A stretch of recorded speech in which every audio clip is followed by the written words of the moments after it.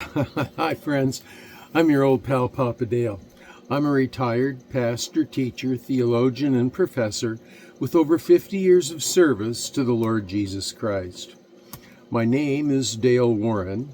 Professionally, I'm known in my writing and teaching and lectures as D.A. Warren, but my friends just call me Papa Dale, so you call me Papa Dale.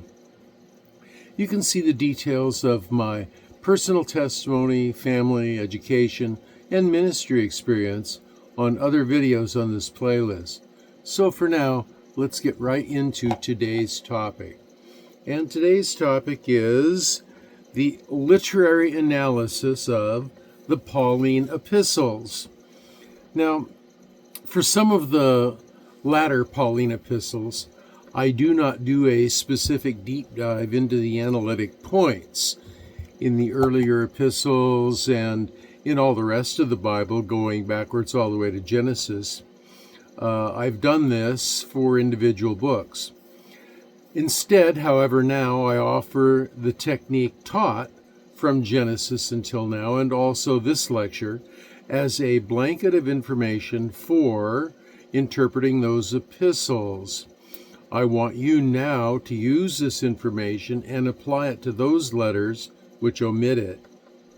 As you watch each lecture and make your own notes, write down the analytic points you see. And so, recognizing idioms, literary types, and devices in the Pauline epistles is essential for accurate interpretation.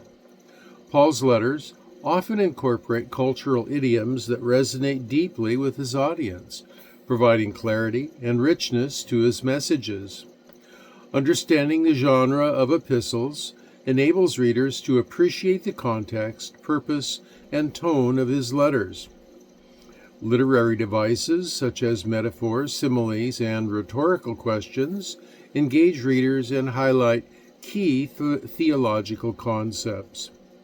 By analyzing these elements, we gain deeper insights into Paul's teachings, enhancing our understanding of Scripture and its applicability to our lives as evangelical Christians.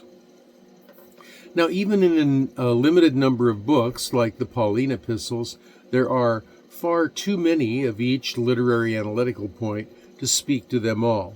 It is, therefore, the responsibility of the serious Bible student to be sufficiently familiar with them so as to recognize that deeper study is warranted. It is also the responsibility of the serious Bible student to understand both Greek and Hebrew literary analytical points that Paul used. Greek because that was the dominant culture of the occupiers, and Hebrew because that was the culture of the people group, the subgroup that we are dealing with. Be aware as you read Scripture that these analytical points are abundant, and be prepared to research more deeply when you suspect a literary analytical point may be involved. Idioms, specifically, play a crucial role in biblical interpretation, particularly in the Pauline epistles. These idiomatic expressions reflect the cultural and linguistic context of the time, providing deeper insights into the text. Understanding idioms helps interpret metaphors and expressions accurately, enabling the reader to grasp the intended message behind the Apostle Paul's teachings. Misinterpretations of idioms can lead to misunderstanding of doctrinal truths and ethical implications. Therefore, recognizing idiomatic language enhances the reader's ability to engage with the Scriptures meaningfully, fostering a more profound spiritual comprehension and a clearer application of biblical principles in contemporary life. Well, here are some Hebrew idioms in the Pauline epistles.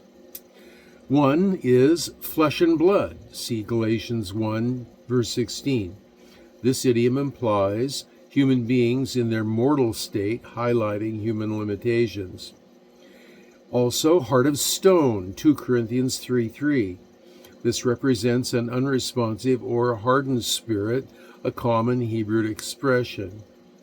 The third one is yoke of slavery, Galatians 5:1, and it refers to oppressive burdens akin to the Hebrew concept of slavery in Egypt. Number 4 is son of encouragement, Acts 4:36, and referred to in Philippians 2:19. This reflects a person who brings comfort and support.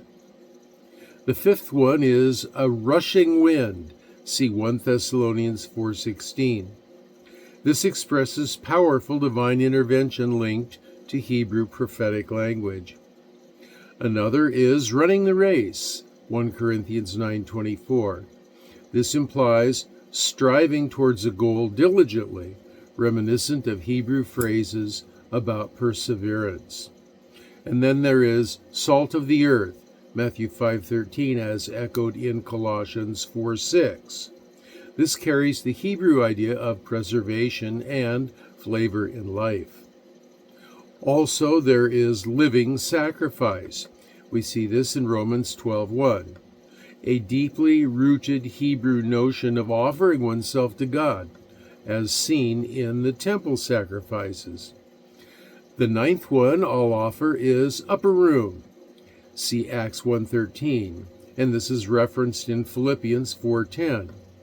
It refers to places of significance for gatherings akin to Hebrew customs.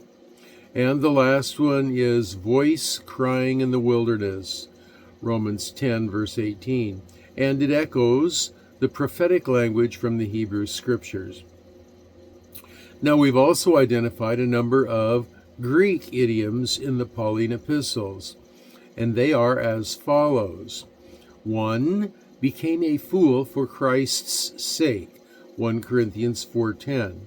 This idiom refers to being perceived as foolish by worldly standards for the sake of faith.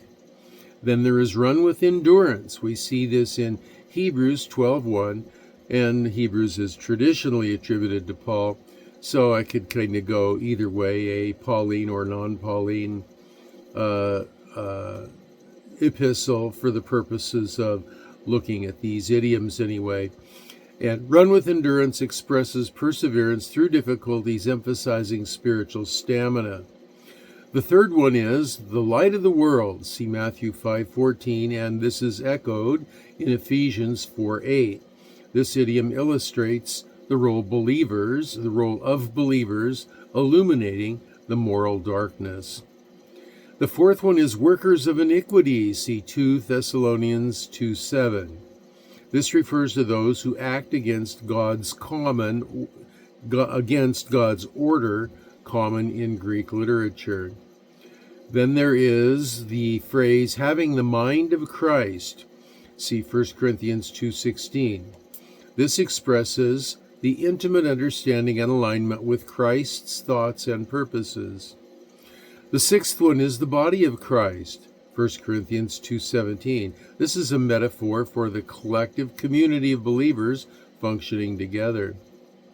Then there is the greater the apostle, see Romans 11:13. This reflects the idiom regarding hierarchy in ministry and highlighting Paul's humility in position.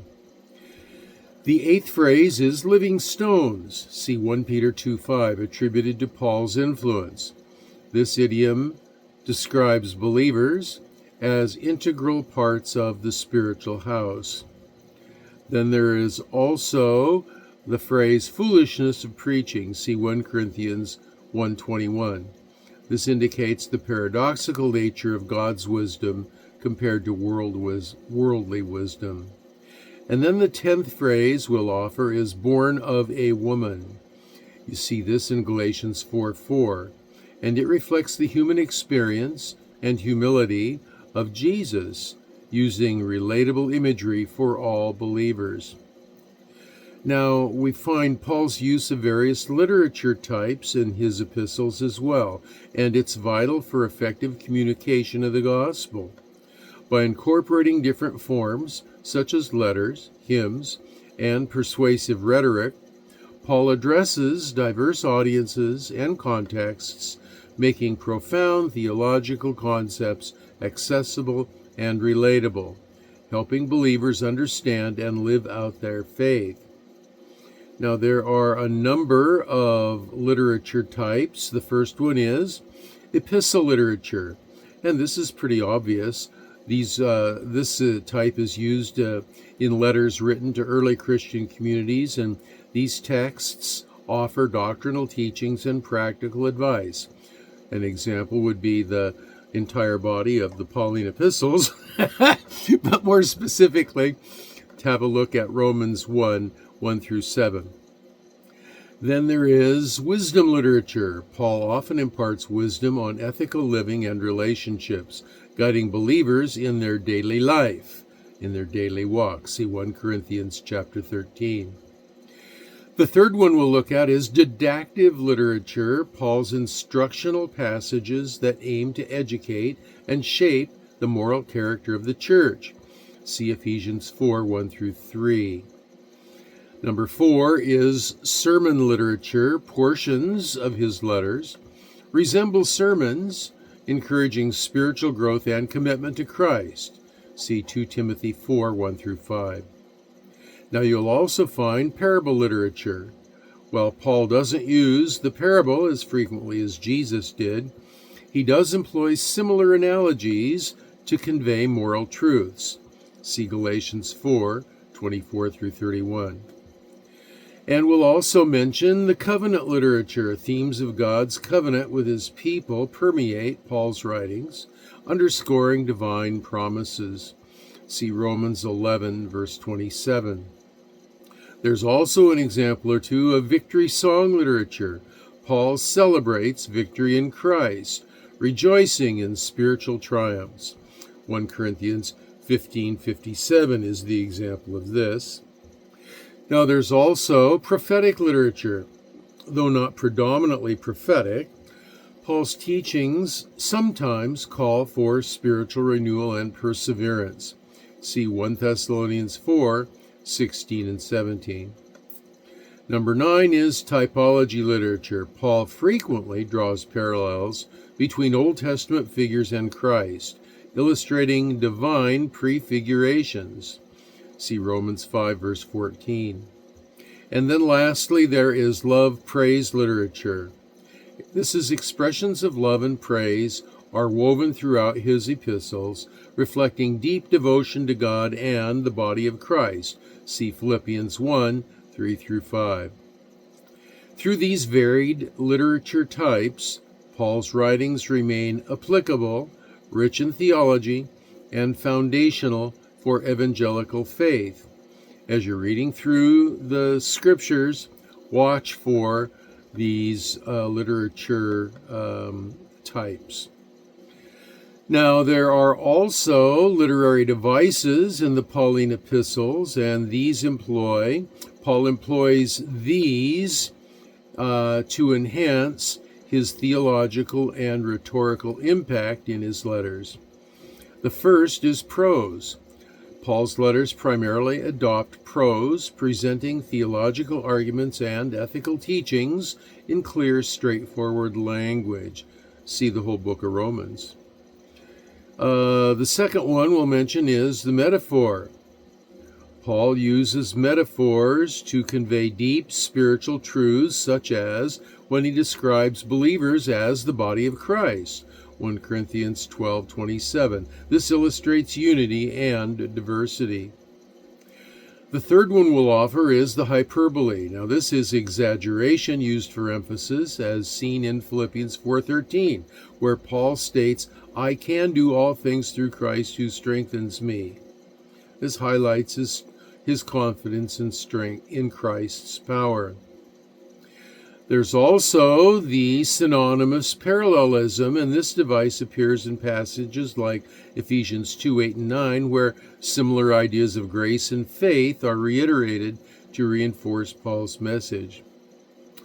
The fifth literary device is the contrast. Paul often contrasts the old and new selves, as in Romans 6:6, illustrating the transformation that occurs through Christ in faith. There's also imagery. Vivid images enhance understanding, such as in 2 Corinthians 2:14, where Paul describes God leading believers in a triumphal procession. Now, the seventh literary device we'll talk about is antithetical parallelism. Paul employs contrasting ideas effectively, particularly in Galatians 5:17, where he juxtaposes the desires of the flesh against the desires of the Spirit. Another literary device is amplification. In Romans 8:38 through 39, Paul amplifies the assurance of God's love by enumerating potential separation factors, assuring believers of their security. The ninth one is allusion. Paul frequently alludes to Old Testament texts to connect and validate his teachings. See Romans 1:17, and this refers to Habakkuk in 2:4. And the 10th and last one we'll mention is personification. In Romans 8:22, Paul personifies creation, which groans for redemption, highlighting the depth of the fallen world's expectation for restoration. These devices enrich the reading experience, providing depth and clarity to Paul's theological intent.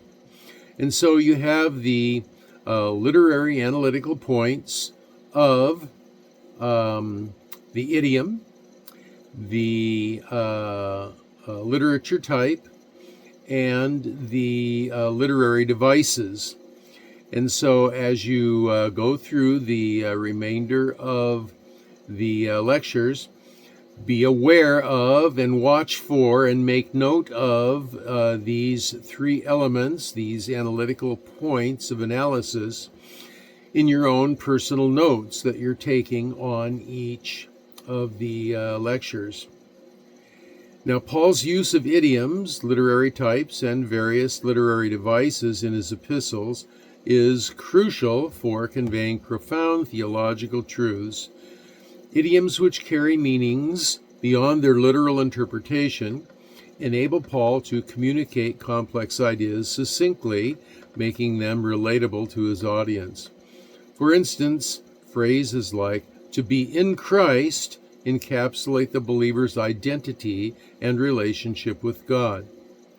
Ultimately, these elements serve not only to articulate doctrinal truths, but also to connect with readers on an emotional and intellectual level, fostering a deep understanding of the gospel. Through these techniques, Paul effectively addresses the complexities of faith, encouraging believers to live out their convictions in a culturally relevant manner. Paul's use of literary devices in his epistles enrich the depth and clarity of his teachings. Techniques such as metaphors, parallelism, and rhetorical questions engage readers, enhance memorability, and emphasize key theological points. These devices help convey profound truths about God's grace, encouraging believers to apply them in their daily lives. And now this has been your old pal, Papa Dale. I want to remind you, if you're studying for the Bachelor of Arts in Biblical Literature degree, it is required that you read the lecture notes for each one of the lectures. You can find them in the video transcripts, or you can find them at a link at the beneath the video that you're watching now. You are also required to look up every Bible citation that you find in those lectures. So make sure you do that, and that way, and in order to do that, you should have your Bible right along with you as you're reading through the lecture notes. So for now, this has been your old pal, Papa Dale. If the Lord allows me, I will be uploading a few more lectures before I'm raptured out of here. And so I will say to you, until that time, I will be praying for you, that you will be well and that you will be blessed. I'll see you in the millennium.